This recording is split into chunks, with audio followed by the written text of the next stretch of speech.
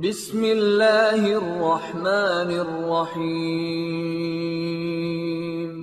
وذکر فإن الذکرى تنفع المؤمنین۔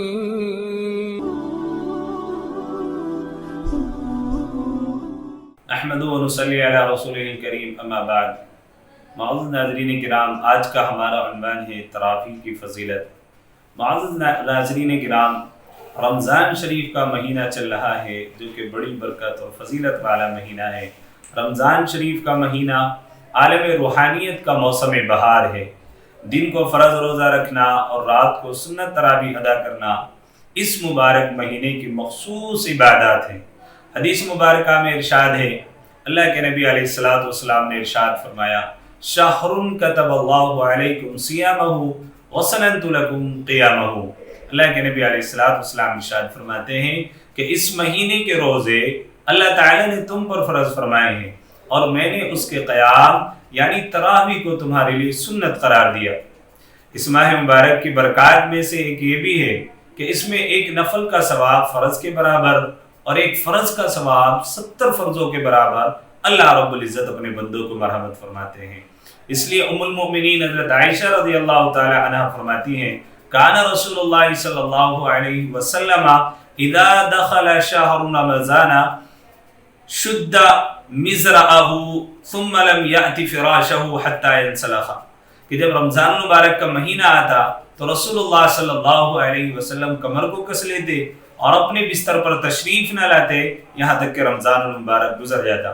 لیکن جب رمضان کے آخری 10 راتیں ہوتی تو سیدہ عائشہ رضی اللہ تعالی عنہ فرماتی ہیں، کان رسول اللہ صلی اللہ علیہ وسلم یجتہد فی العشر الاواخر ما لا یجتہد فی غیرہا، کہ حضور علیہ السلام اخیر کے 10 دنوں میں اور زیادہ محنت اور مشقت کرتے اور زیادہ عبادت کرتے۔ اور حضور علیہ السلام نے تراویح کے متعلق پھر ارشاد فرمایا کہ من قام رمضان ایمانا و احتسابا غفر له ما تقدم من ذنبه۔ رسول اللہ صلی اللہ علیہ وسلم نے فرمایا کہ جس نے رمضان میں ایمان کے ساتھ ثواب کی نیت سے تراویح پڑھی تو اس کے گزشتہ گناہ معاف کر دیے جائیں گے۔ یہ کتنا بڑا اللہ رب العزت کی طرف سے ہمارے اوپر اجر و انعام ہے کہ تراویح پڑھنے کی وجہ سے اللہ رب العزت ہمارے تمام گناہوں کو معاف فرما دیں گے۔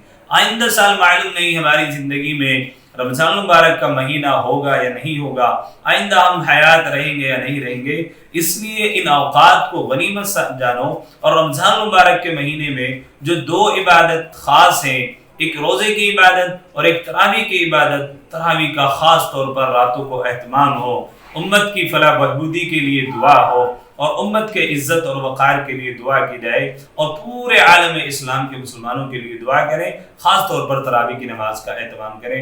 اللہ رب العزت ہمیں عمل کی توفیق عطا فرمائے۔ وآخر دعوانا ان الحمدللہ رب العالمین۔